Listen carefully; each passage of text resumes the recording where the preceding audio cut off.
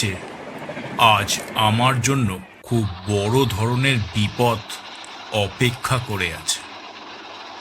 ধান ক্ষেতের মধ্যে সারা রাত আমাকে বসে থাকতে হবে। ফোন করে যে পর্ণাকে একটা খবর দেব সে পথও বন্ধ। বিকেলেই আমার মোবাইলের চার্জ ফুরিয়ে গেছে ট্রেন ধরার আগে।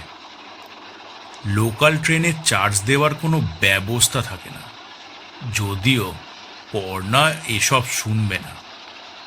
বিয়ের রাতেই সে আমাকে জানিয়ে দিয়েছিল আগামী 2 বছর রাগ হলে সে কোনো রকম যুক্তি বুদ্ধির ধার দিয়ে যাবে না। পুরো 3 দিন আমার সঙ্গে কথা বন্ধ রাখবে। এই 3 দিন আমি যেন তাকে কোনোভাবে বিরক্ত না করি। আমি অবাক হয়ে বলেছিলাম, ওরে বাবা, 2 বছর? অতদিন কেন? পর্ণা গম্ভীরভাবে বলেছিল, ম্যাক্সিমাম বছর দেড়েক স্বামীদের প্রতি বিশ্বাস থাকে। আমি আরো 6 মাস বাড়িয়ে রাখলাম, তারপর আর বিশ্বাস থাকে না। বিশ্বাস না থাকলে রাগটাগেরও কোনো কারণ নেই। আমি ভেবেছিলাম পর্ণাকে জিজ্ঞাসা করব এই উদ্ভট তত্ত্বটি সে কোথা থেকে পেল, কিন্তু সাহস পাইনি। ফট করে যদি রেগে যায়। আমাদের বিয়ের 2 বছর এখনো হয়নি, 1.5 মাস বাকি আছে। ফলে পর্ণাও তার সিস্টেমের বজায় রেখেছে। রাগ হলে স্কুলের মেয়েদের মতো কথা বন্ধ করে দেয়। আর সেই 3 দিন আমি একটা দিশেহারা অবস্থায় মধ্যে পড়ি। তবে শুধু তো কথা বন্ধের জন্য নয়, আমি আজ না ফিরলে বেচারি খুবই দুশ্চিন্তার মধ্যে পড়বে। খানিক আগে পর্যন্ত ভেবেছিলাম ঝড় বৃষ্টি দুটোই কমে আসবে। বৃষ্টিটা একটু ধরেও এসেছে, আবার নতুন করে নেমেছে। সেই সঙ্গে হাওয়াও দিচ্ছে খুব। নিশ্চয়ই বড় কোনো দুর্যোগ হয়েছে।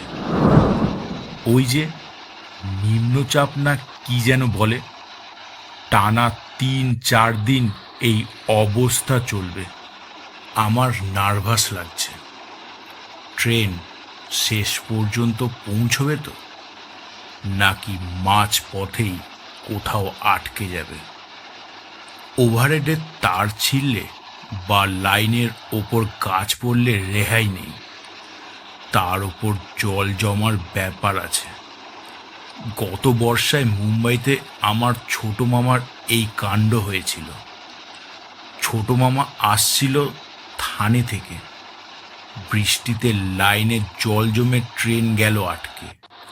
পুরো 1.5 দিন গাড়ি ভর্তি মানুষ বসেছিল ট্রেনের ভেতর। খাবার দাবার, বাথরুম কিছুই নেই। ট্রেন থেকে নেমে যে জল ভেঙে হাঁটবে সে পথও বন্ধ। গুজব ছড়িয়েছিল একজন নাকি ছেঁড়া ইলেকট্রিক তারে কারেন্ট খেয়ে মারা গেছে। এরপর আর কেউ নামে?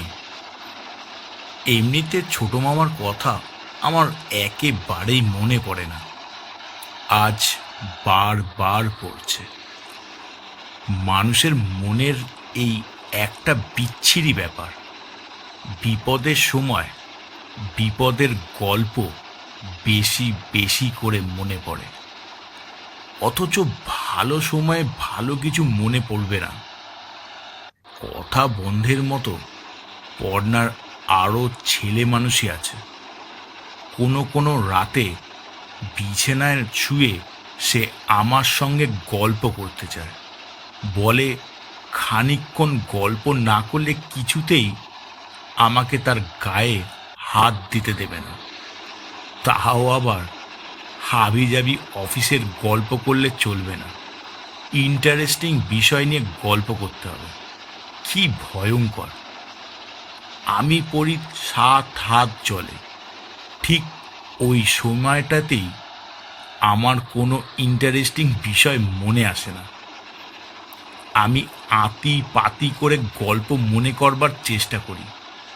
পর্ণা পাশ ফিরতে ফিরতে শুতে শুতে বলে, আমি এখন ঘুমোলাম, গল্প মনে পড়লে ডেকে তুলবে, আমি শুনবো। না, লাস্ট ট্রেন ধরাটা ঠিক হয়নি।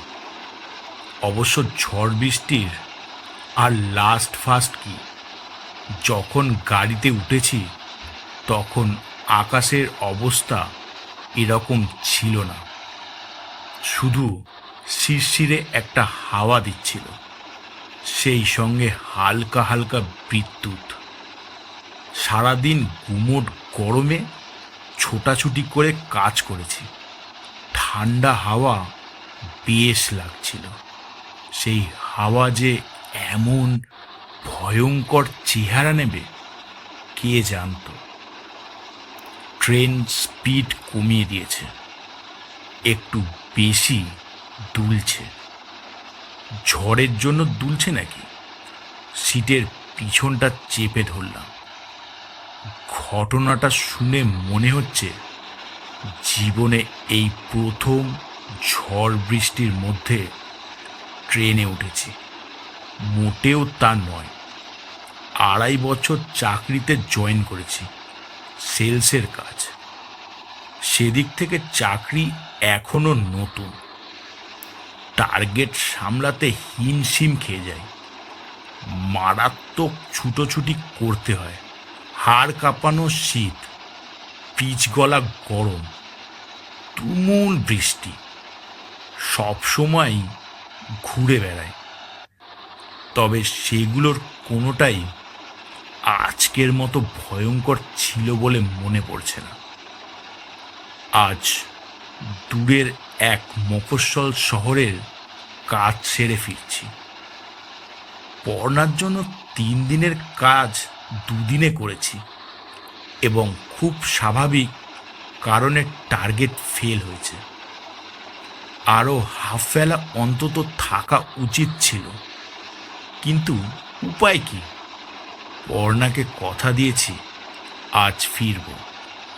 যত রাতি হোক ফিরে একসঙ্গে ডিনার করব। পর্ণা জেগে থাকবে, শুধু জেগে থাকবে না, বারান্দায় দাঁড়িয়ে থাকবে। মেয়েটারই আর এক খারাপ অভ্যাস, আমার ফেরার সময় বারান্দায় দাঁড়িয়ে থাকবে। বারণ করলেও শোনে না। আমাদের বারান্দাটা আবার খোলা। একবার ঠায় 2.5 ঘন্টা দাঁড়িয়ে ঠান্ডা লাগিয়ে ফেলেছিল বেচারি। আমি মোবাইলে তাকে কত বলেছিলাম, লক্ষ্মীটি এরকম করে না, তুমি ঘরে যাও। আমি মিটিংয়ে আটকে পড়েছি, মুম্বাই থেকে বস এসেছে। কে শোনে কার কথা? সুন্দরী মেয়েরা জেদি টাইপের হয়। মাঝে মাঝে মনে হয় সুন্দরী মেয়ে বিয়ে করা ঠিক হয়নি। আজ যদি সারা রাত না ফিরি তাহলে আমি নিশ্চিত পর্ণা সারা রাতই বারান্দায় দাঁড়িয়ে থাকবে। কি জ্বালাতন! এই কামরায় কারো কাছে কি মোবাইল আছে? অনুরোধ করলে একটা ফোন করতে দেবে? আমার টেনশন বাড়ছে। খানিক আগেই সিট বদল করেছি। ওদিকে জানলাগুলো ঠিকমতো বন্ধ করা যাচ্ছে না। সিট মেঝে সব জলে ভেসে গেছে। আমার জামা প্যান্টও ঝাপটা লাগছে। খোলা জানালার ওপারে হঠাৎ হঠাৎ ঝলসে ওঠা বিদ্যুতের আলোয় দেখছিলাম অন্ধকার ধান ক্ষেত, আর মাঠ জুড়ে বৃষ্টি পড়ছে। হাওয়ার দাপটের সাদা পর্দার সেই বৃষ্টির পর্দার মতো দুলছে। লাইনের পাশে দাঁড়িয়ে থাকা ভুতুড়ে গাছগুলো তেড়ে তেড়ে আসছে।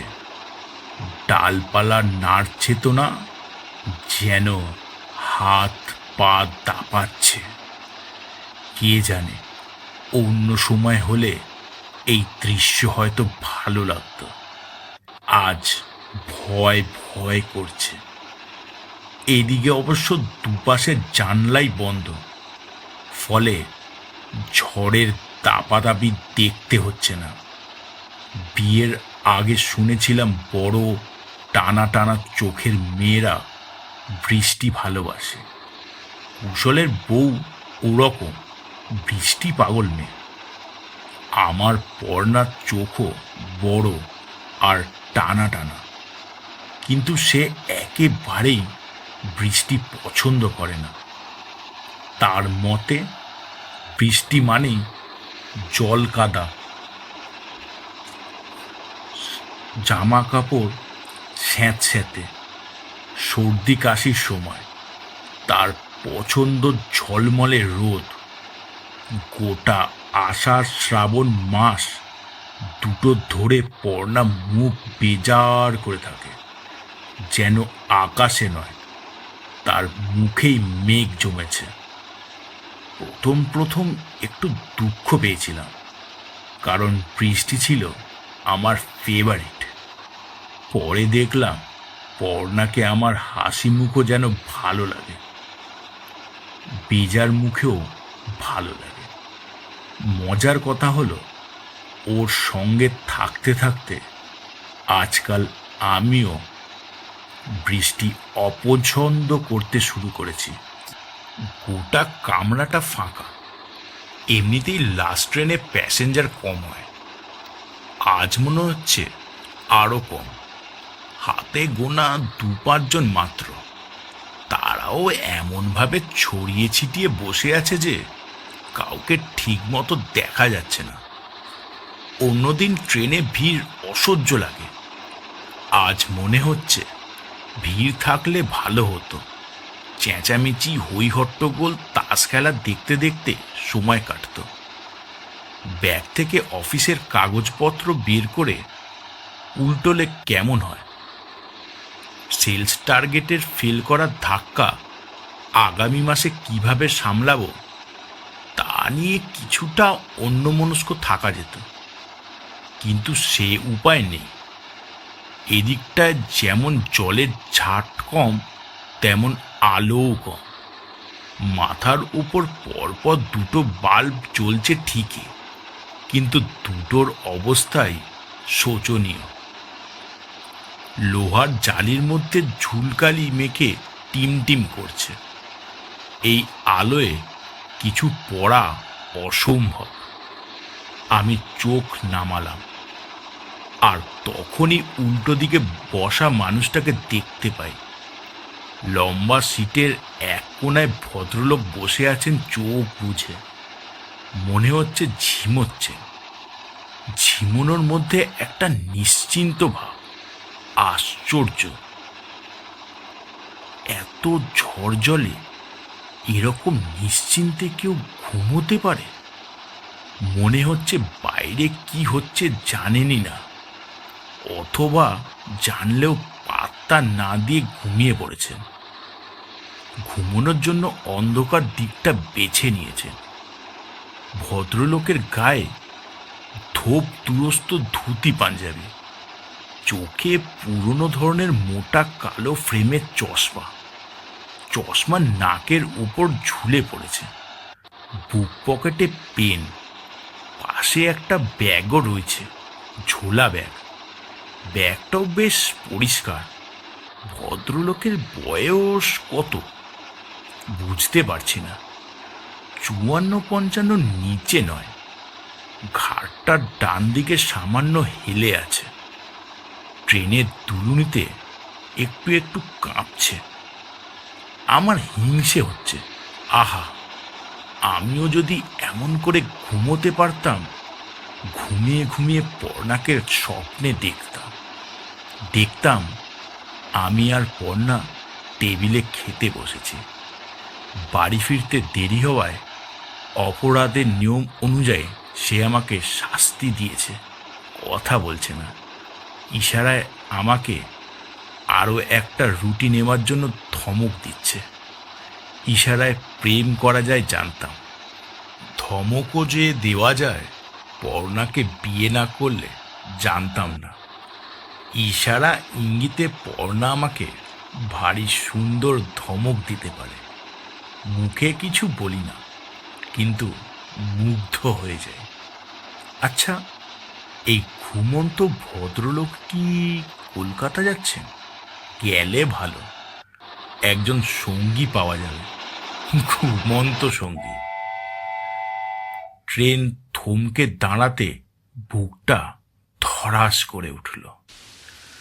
ছাদ থেকে ঝরঝর করে জল পড়ার আওয়াজ পাচ্ছি। স্টেশন না ধান ক্ষেত? ধান ক্ষেতই হবে, উঠে একবার দেখলে হয়।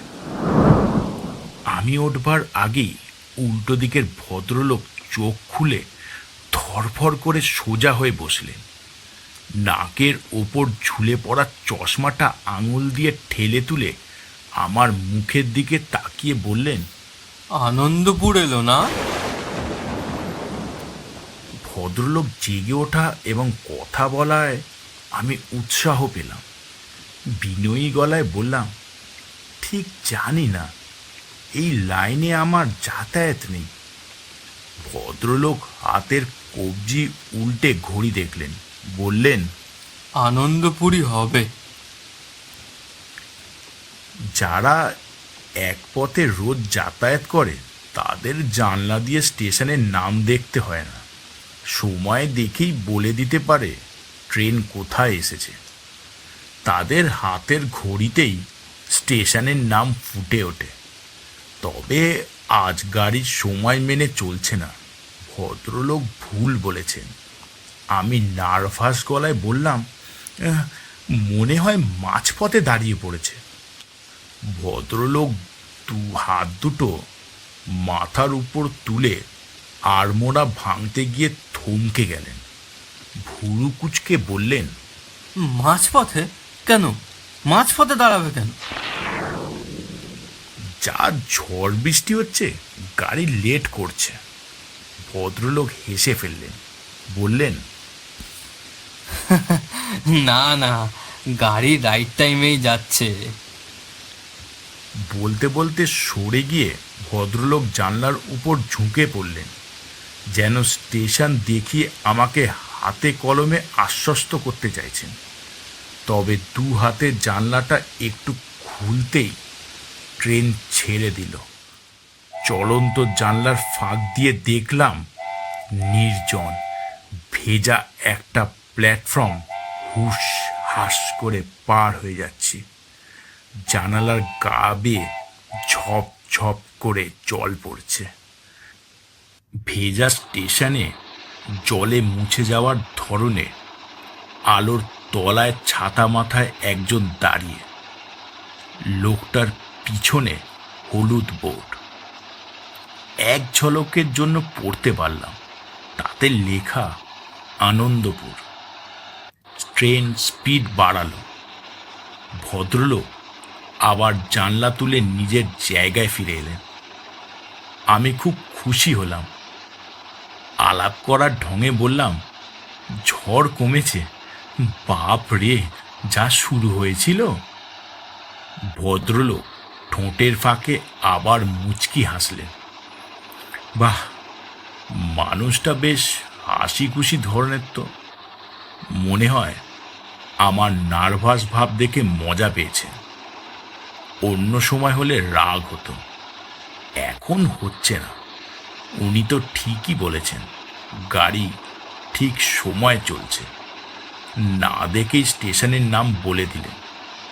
বাকি পথটা যদি ঠিক মতো চলে তাহলে হাওড়া আর বেশিক্ষণ নয়। পর্ণাকেও বারান্দায় দাঁড়াতে হবে না, সে আমার সঙ্গে কথাও বন্ধ করবে না।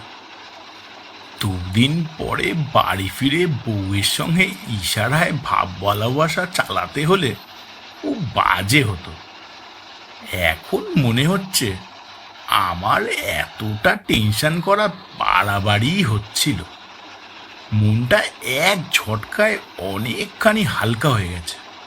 এই ভদ্রলোকই নিশ্চিন্ত করে দিয়েছেন। মুচকি হাসি কেন, মানুষটা যদি এখন গালে একটা চড়ও দেয়, আমি কিছু মনে করব না। বয়সে তো আমার থেকে বেশ কিছুটা বড়ই। ভদ্রলোকের চেহারাতেও একটা মাস্টার মাস্টার ভাব আছে। চড়ে ক্ষতি নেই। মুখ হাসি হাসি রেখেই পাশে রাখা ঝোলাটা থেকে একটা ছোট্ট কৌটো বের করলেন ভদ্রলোক। রূপলি কৌটের ঢাকনা খুলে 2 আঙুলে তুলে কিছু একটা মুখে দিলেন। ঢাকনা বন্ধ করতে গিয়ে মুখ তুলে আমার দিকে ভুরু তুলে বললেন, খাবেন মশলা? ট্রেনে অচেনা কারোর কাছ থেকে কিছু খাওয়া ঠিক নয়, তবে এই ভদ্রলোকের বেলায় এই সাবধানতার কোনো মানে নেই। ইনি টেনশন দূর করে আমার উপকার করেছেন। বাকি পথটুকু বক বক করার লোভ সামলাতে পারছি না। হাত বাড়িয়ে মশলা নিয়ে মুখে দিলাম। মশলা জাতীয় জিনিস আমি একেবারেই পছন্দ করি না। পর্ণা করে।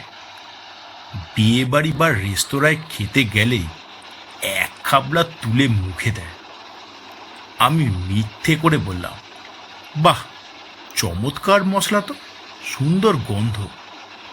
ভদ্রলোক আমার চোখের দিকে তাকিয়ে বললেন, সত্যি সুন্দর।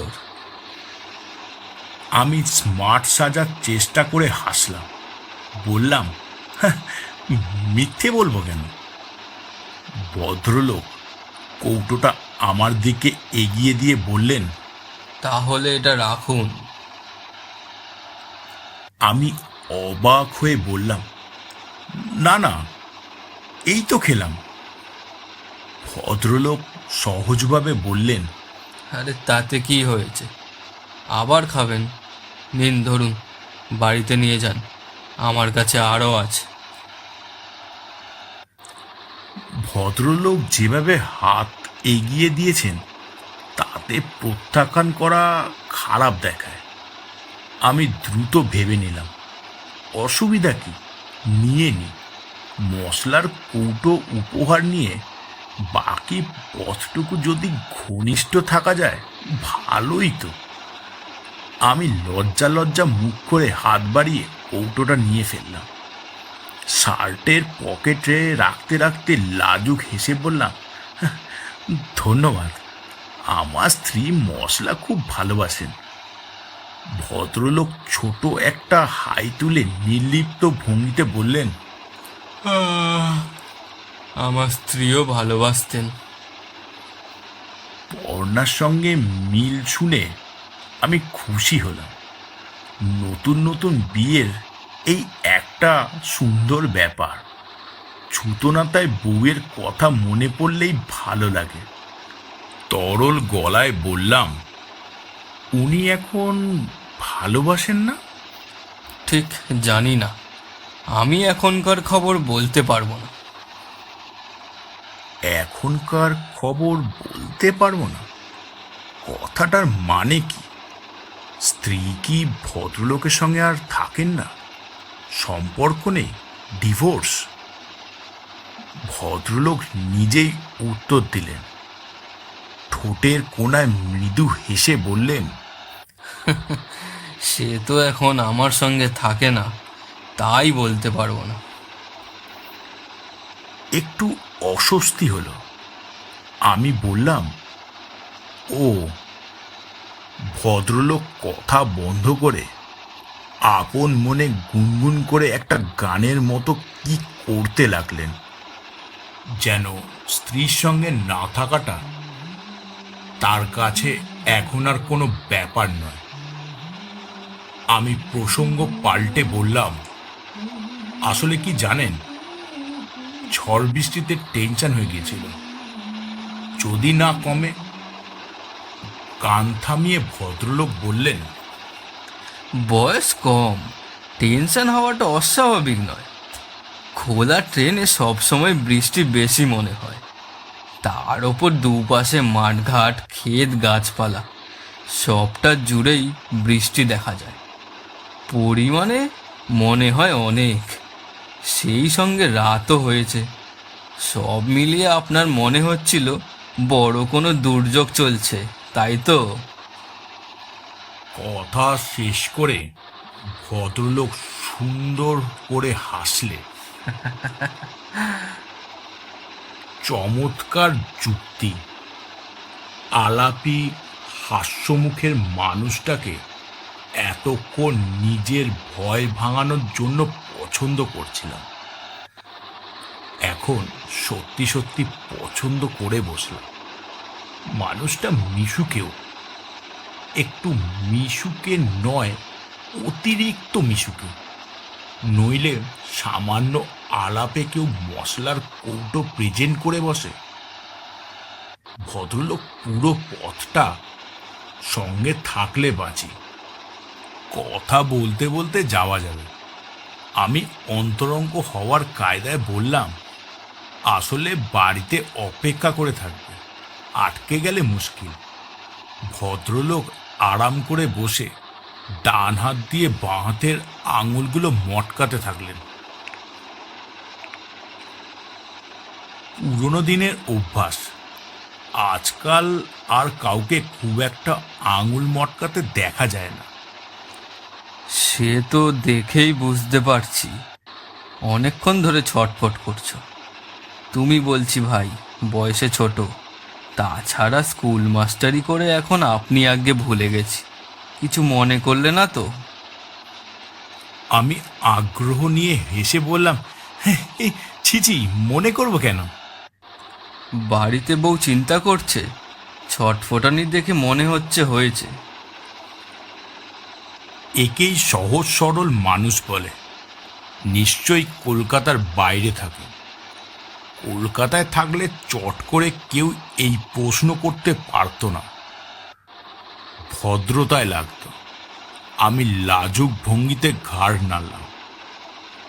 বিয়ে বেশি দিন হয়নি। আমার স্ত্রী পর্ণা আবার অল্পেই চিন্তা করে বসে, বাড়ি না ফেরা পর্যন্ত জেগে থাকে। ভদ্রলোক এবার যেন নিজের মনেই হাসলেন। গায়ের পাঞ্জাবিটা হাত দিয়ে টেনে টুনে ঠিক করলেন। ভদ্রলোক খানিকটা শৌখিন প্রকৃতির। এই ঝড় জলেও ধুতি পাঞ্জাবিতে এক ফোঁটা কাদা লাগতে দেননি। স্বাভাবিক, বিয়ের পর পর এটাই স্বাভাবিক। আমার উনিও একই কাণ্ড করতেন। আমার স্কুল তোমার ঘন্টা আড়াইয়ের ট্রেনের জার্নি, তখন আবার কটা টিউশন করতাম। তার ওপর ট্রেনের গোলমাল ছিল, চেনা জানাদের সঙ্গে স্টেশনে দাঁড়িয়ে চা খাওয়া ছিল। কখনো কখনো কোনো বন্ধুরা টানাটানি করলে তাসের আড্ডাতেও বসে যেতাম। সেসব সামলে বাড়ি ফিরতে দেরি হতো। গিয়ে দেখতাম সে বেচারি ঠায় বারান্দায় দাঁড়িয়ে আছে। বোঝো কাণ্ড। বারান্দায়? আমি চমকে উঠলাম। আরে, এ তো একেবারে পর্ণার মতো। সব নতুন বই এরকম হয় নাকি? বারান্দায় দাঁড়িয়ে অপেক্ষা করে। আমার যেসব বন্ধু বান্ধব আগে বিয়ে করেছে, তারা নিজেদের দাম্পত্য সম্পর্কে অনেক অভিজ্ঞতার কথা আমাকে জানিয়েছে। না জানতে চাইলে জোর করে জানিয়েছে। সেগুলো সবই শিক্ষামূলক, রাতের শিক্ষা। আমাদের অফিসের মানসদা নাকি রবিবার দুপুরেও ওস্তাদ। অনেকেই আমাকে পরামর্শ দিয়েছে, মানসদার কাছে একবার এক্সপেরিয়েন্স শুনে এসো ভায়া, ছুটি ছাটার দিনে কাজে লাগবে। আমি শুনেছিলাম, তবে লাভ হয়নি। পর্ণা দিনের বেলায় কিছুতেই রাজি হয় না। ওর নাকি লজ্জা করে। কি ঝামেলা! বিয়ের 2 বছর হতে চলল, এখনো লজ্জা। কে যেন বলেছিল, যাদের মাথায় এক ঢাল চুল থাকে তারা নানা ধরনের ঝামেলা পাকানোর 1 নম্বর হয়। পর্ণাও তাই। অনেক রবিবার দুপুরে হতাশ মনে ভাবি, এক ঢালে চুলের মেয়েকে বিয়ে করাটা একেবারেই উচিত হয়নি, বিরাট বোকামি হয়েছে। ট্রেন দাঁড়ালো মিনিট খানেকের জন্য। জল পড়ার আওয়াজ পাচ্ছি না। বৃষ্টি কি থামলো? ভদ্রলোক মনে হয় আমার মনের কথা বুঝতে পেরেছেন। বললেন, বৃষ্টি ধরে এসেছে, চিন্তা করো না, ঠিক সময় পৌঁছে যাবে। আমার গিন্নির বুঝলে আরও একটা মজার স্বভাব ছিল। ভদ্রলোক নিজের স্ত্রীর কথা বলতে ভালোবাসছেন। আমার নাম কি, কি কাজ করি, দেশের ভবিষ্যৎ কেমন, রাজনীতি কতটা গোল্লায় গেছে, আবহাওয়ার পাগলামি কেন বাড়ছে, এই ধরনের কমন টপিক ছেড়ে শুধু স্ত্রীর কথা বলছেন কেন? ছাড়াছাড়ি হয়ে গেছে বলে? তাই হবে। বয়স্ক মানুষরা পুরনো দিন, পুরনো সম্পর্ক নিয়ে কথা বলতে ভালোবাসেন। আমার মজা লাগছে, আবার একটু খারাপও লাগছে। যতই হোক, স্ত্রীর সঙ্গে ছাড়াছাড়ি হয়ে গেছে। কি স্বভাব! আমি কৌতূহল দেখালাম। বিয়ের প্রথম দিকে আমার উপর রাগ হলে সে কোনো যুক্তির ধার ধারত না, একেবারে স্টপ টকিং। 3 দিন কথা বন্ধ, তখন কোনো সাধাসাধি গায়ে মাখবে। আমি পড়তাম জটিল সমস্যা। সারাক্ষণ জামা পাচ্ছি না, ব্যাগ দাও, চশমা কোথায়, খিদে পেয়েছে, দেওয়ালের সঙ্গে কথা বলতে হতো। কথা শেষ করে নিঃশব্দে দুলে দুলে হাসতে লাগলেন ভদ্রলোক। নিমিষের জন্য আমার শরীরটা যেন অবশ হয়ে গেল। ভদ্রলোক বলছেন কি, রাগ করলে স্ত্রীর কথা বলতো না, তাও আবার ঠিক 3 দিন। এ তো একেবারে বসানো পর না। মশলা ভালোবাসে, স্বামীর জন্য বারান্দায় দাঁড়িয়ে অপেক্ষা করে, রাগ করলে কথা বন্ধ করে দেয়।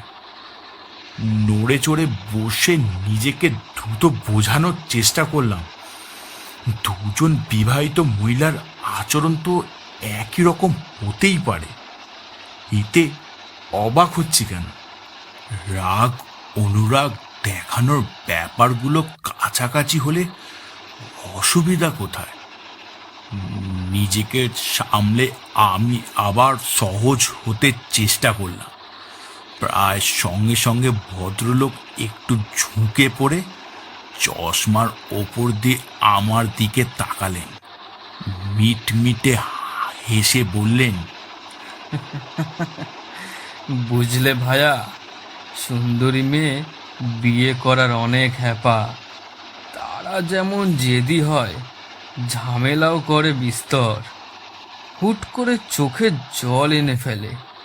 আমার স্ত্রীটি আবার ছিলেন বেশি রকমের সুন্দরী, আবার বড় টানা টানা চোখ, কোমর পর্যন্ত লম্বা চুল, গোড়ার দিকে রান্না বান্নায় ছিল অষ্টরম্ভা। রোজই মনে হয় শুধু আলুর দম বানাতো, গাদাখানেক ঝাল। আমি সেই ঝাল আলুর দম খেয়ে উচ্ছ্বাস করতে করতে 9টা-12 গাড়ি ধরে ছুটতাম। বেশ ভালো লাগতো ভায়া। ছেলে মানুষের মতো হাসতে শুরু করলো মানুষটা। আমিও হাসতে চেষ্টা করলাম, কিন্তু পারলাম না। আমার শরীর মনে হচ্ছে কাঁপছে। বেশি নয়, খুব সামান্য, কিন্তু কাঁপছে। পর্ণাও রান্না পারে না, এই কারণে রান্নার একজন লোক রাখা হয়েছে। মাঝে মধ্যে সে শখ করে 2-1টা আইটেম রাঁধে ঠিকই, কিন্তু সেগুলোতে অতিরিক্ত হাল দিয়ে ফেলে। দারুণ, দুর্দান্ত, ফ্যান্টাস্টিক বলে সেই রান্না আমি খাই। আমার যে খুব খারাপ লাগে এমন নয়, বরং মনে হয় যত্ন করে বেচারি আমার জন্য রেঁধে যেত। এই ভদ্রলোকের ঘটনা দেখছি এক, পর্ণার সঙ্গে তার স্ত্রীর এত মিল। না, আর আমার ভালো লাগছে না। আমার ভালোবাসার মানুষের সঙ্গে আর একজনের এত খুঁটিনাটি মিল থাকবে কেন? এটা খুবই অস্বস্তিকর। মনে হচ্ছে পর্ণাই যেন ওর স্ত্রী। ভদ্রলোকের সঙ্গে তার স্ত্রীর পরিণতিটাও তো ভালো নয়, ছাড়াছাড়ি হয়ে গেছে। না, আমি আর এসব গল্প শুনতে চাই না। কে জানে, এরপর হয়তো ভদ্রলোক বলবেন তার স্ত্রীর নামও পর্ণা। বাপ রে, ভদ্রলোককে এবার কেমন জানি লাগছে। এইটুকু আলাপে হড়বড় করে এত স্ত্রীর গল্প শোনাবার কি আছে? একবার বলেছেন, ব্যাস। সহজ সরল হওয়া ভালো, বেশি হওয়া ভালো নয়।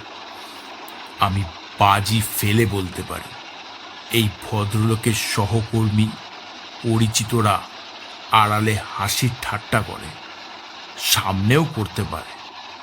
সেই কারণে হয়তো যাকে পায় তাকে ধরেই বউয়ের গল্প শোনায়। আমি কথা ঘোরানোর জন্য বললাম, আমার এক মামা একবার বিপদে পড়েছিলেন। বৃষ্টির মধ্যে ট্রেনে আটকেছিলেন সারা রাত। বিচ্ছিরি কাণ্ড। তবে এখানে নয়, মুম্বাইতে। ভদ্রলোক ভুরু কুঁচকে আমার দিকে মুহূর্ত খানেক তাকিয়ে রইলেন। কিছু একটা ভাবলেন, অন্য মনস্কভাবে বললেন, এখানেও হতে পারে। বিপদ কখন হয় তার কি কোনো ঠিক আছে? কোনো ঠিক নেই। বিপদে পড়লে ট্রেনে যেমন আটকে পড়তে হয়, তেমন দরকার হলে ট্রেন থেকে আগে ভাগে নেমেও পড়তে হয়। কথাটা ঠিক বুঝতে পারলাম না। বললাম, মানে? ভদ্রলোক একই রকম মুচকি হেসে বললেন, কিছু নয়।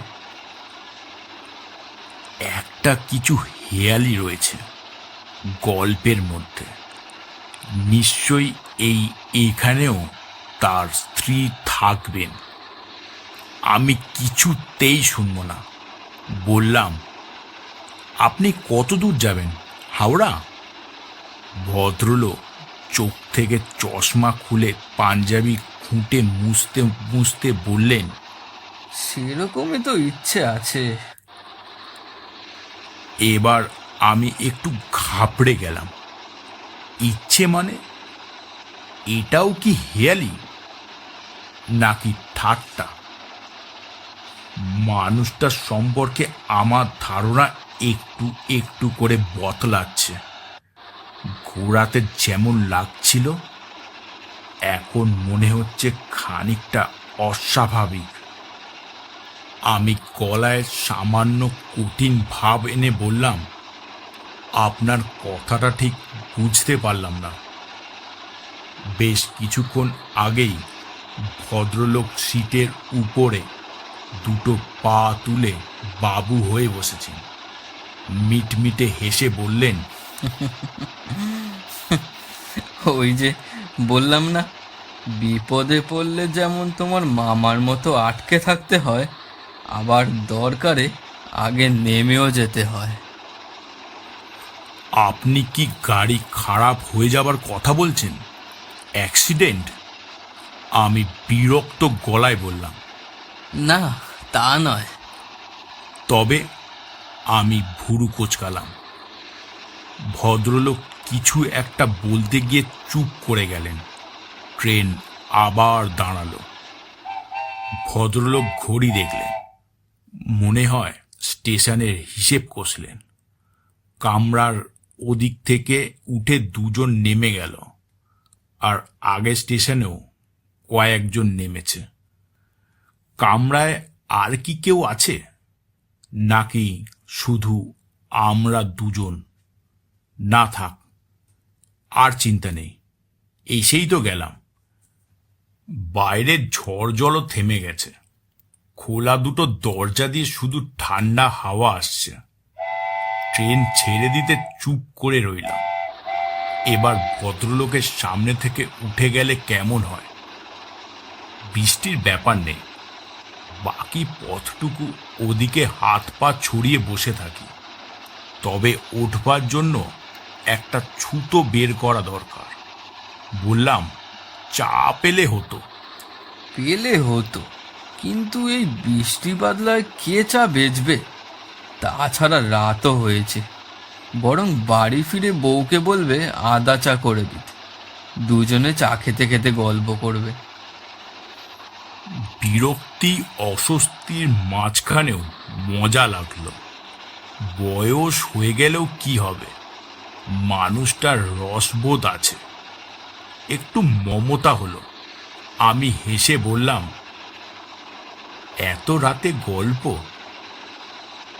ভদ্রলোক চশমার ভেতরে চোখ নাচিয়ে বললেন, তা নয় তো কি, বিয়ের প্রথম দিকের বছর প্রতি রাতে স্ত্রীকে গল্প শোনাতে হতো, একেবারে মাস ছিল।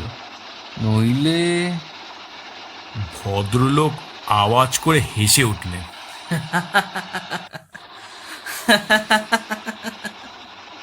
অপ্রকৃষ্টের হাসি। আমার শরীর ঝনঝন করছে। গল্প শোনাতে হতো? আমি কি ঠিক শুনছি? মনে হচ্ছে না ঠিক শুনছি। এ তো একেবারে পর্ণার ঘটনা। নিজের অজান্তেই বিড়বিড় করে বলে ফেললাম, নইলে কি? ভদ্রলোক সিট থেকে পা নামালেন, নিচে রাখা জুতো পায়ে গলিয়ে নিচু হয়ে বেল্ট বাঁধলেন।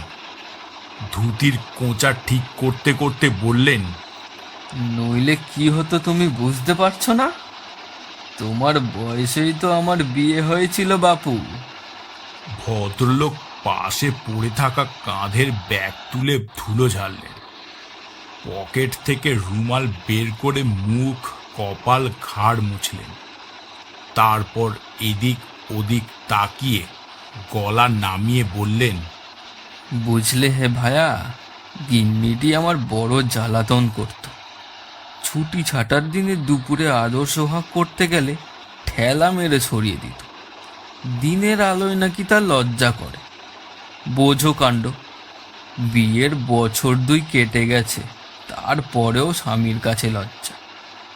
তবে তোমাকে চুপি চুপি বলছি, ওই লজ্জাটুকুও আমার কিন্তু মন্দ লাগতো না, বেশ লাগতো। ভদ্রলোক হাসতে লাগলেন।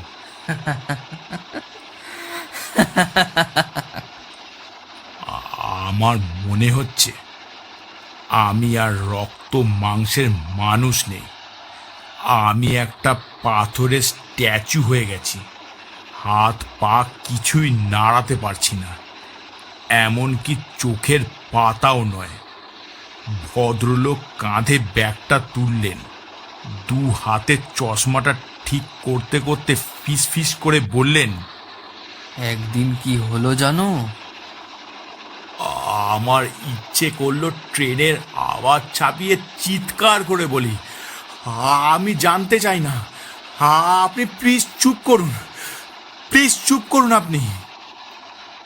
গলা দিয়ে স্বর বেরোলো না।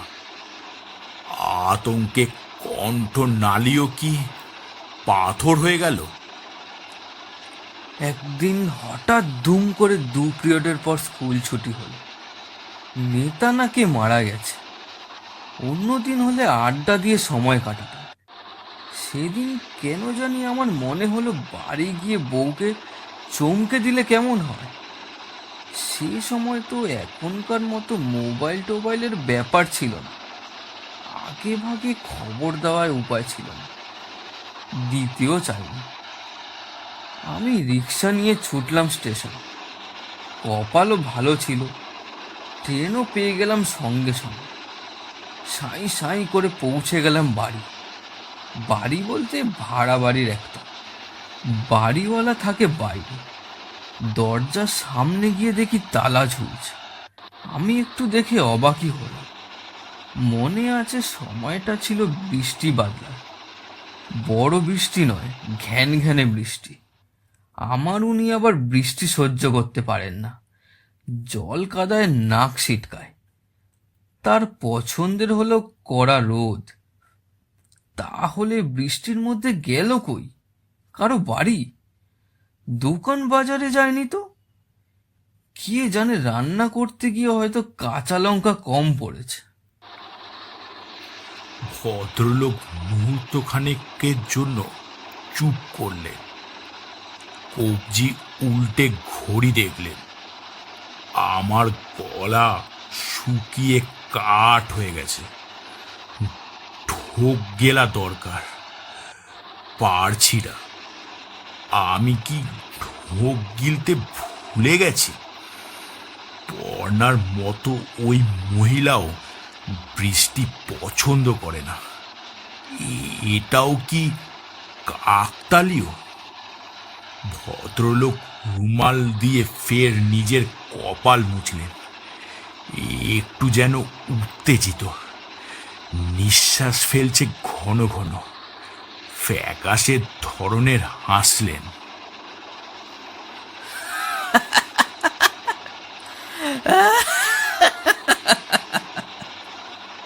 মিনিট ৫-৭ ছাতা মাথায় অপেক্ষা করার পর বাড়ির পিছন দিকটায় গেলাম।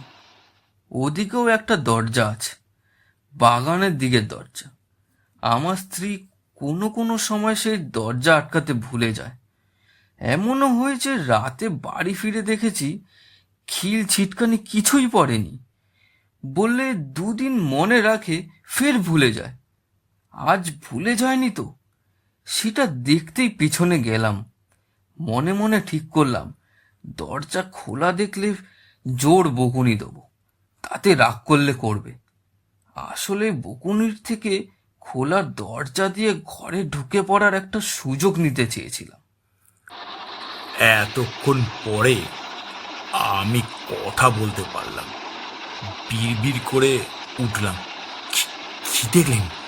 খোলা? ভদ্রলোক সোজা হয়ে বসলেন। ঠোঁটের ফাঁকে হেসে বললেন,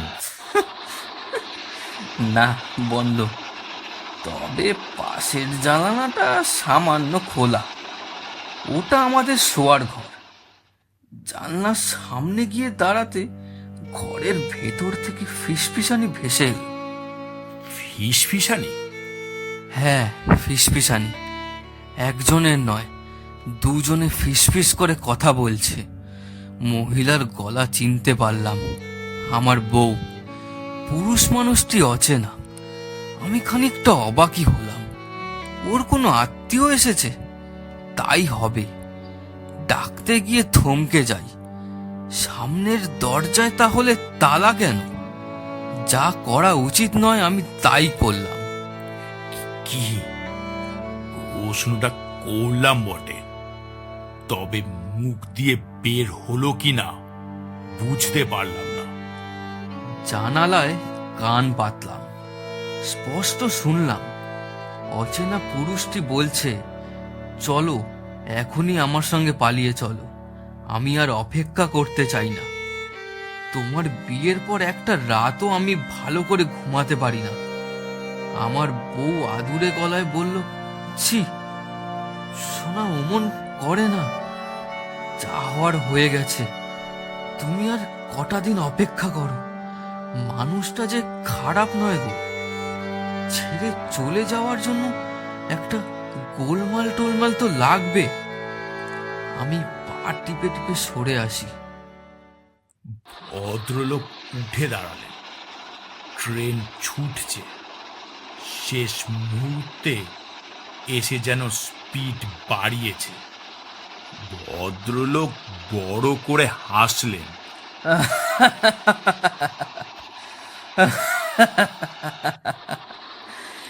এবার বুঝতে পারলে তো কেন এত বউ বউ করি? তবে ঘটনা সবাইকে বলি না, সবাইকে নিজের ঘরের কেচ্ছা কেলেঙ্কারি বলা যায় নাকি? এ আর নতুন কি, কতই তো ঘটে। বিয়ের পর পুরনো প্রেমিকের সঙ্গে দেখা হওয়া তো জল ভাত। সংসার ছেড়ে চলে যাওয়ায় আশ্চর্য কিছু নয়। তবু বলি, বয়স হয়ে যাচ্ছে বলেই হয়তো। তোমার মতো কাউকে মনে ধরে গেলে বলে ফেলি। লাস্ট ট্রেনে অবশ্য সবসময় মনের মতো লোক পাওয়া মুশকিল, সেটা একটা সমস্যা। আমি দর দর করে ঘামাচ্ছি, কিন্তু হাত তুলে সেই ঘাম মোছার মতো অবস্থা আমার নেই। অস্ফুষ্টে বললাম, আপনি কি সব সময় লাস্ট ট্রেনেই যাতায়াত করেন? ভদ্রলোক অল্প হেসে বললেন, উপায় কি বলো? সেই ঘটনার কিছুদিন পর স্ত্রী ছেড়ে চলে গেল।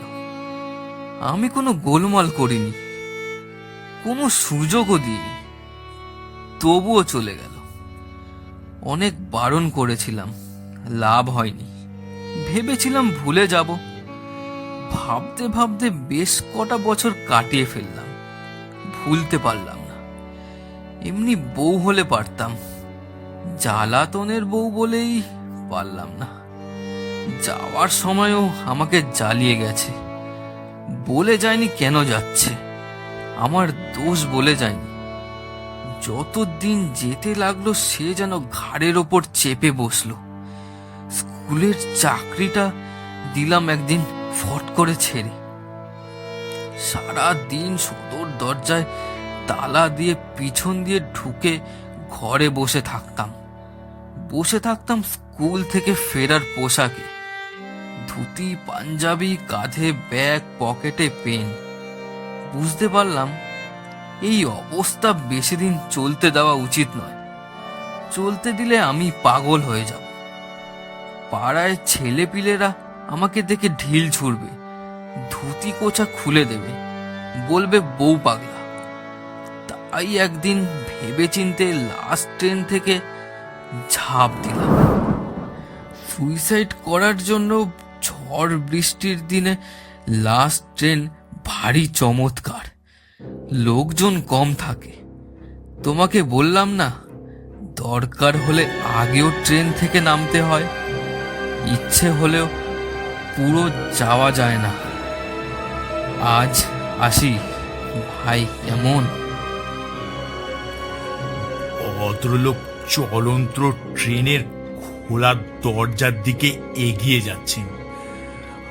আমার উচিত উঠে গিয়ে ওকে জাপটে ধরা। আমি পারছি না, কিছুতেই পারছি না। আমাকে কি কেউ সিটের সঙ্গে বেঁধে ফেলেছে, নাকি আমি চাইছি ভদ্রলোক ঝাঁপ মারুন? আমি চোখ বুঝলাম।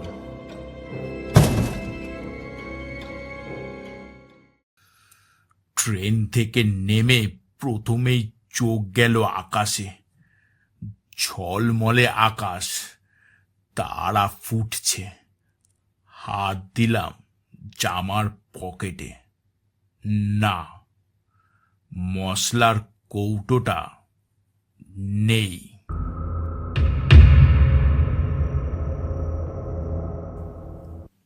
শুনছিলেন প্রচেত গুপ্তর লেখা লাস্ট ট্রেন।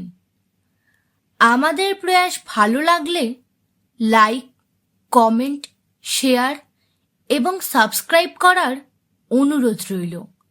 দেখা হচ্ছে আগামী শুক্রবার ঠিক দুপুর 2টায় নতুন গল্পের সাথে। ধন্যবাদ, ভালো থাকবেন।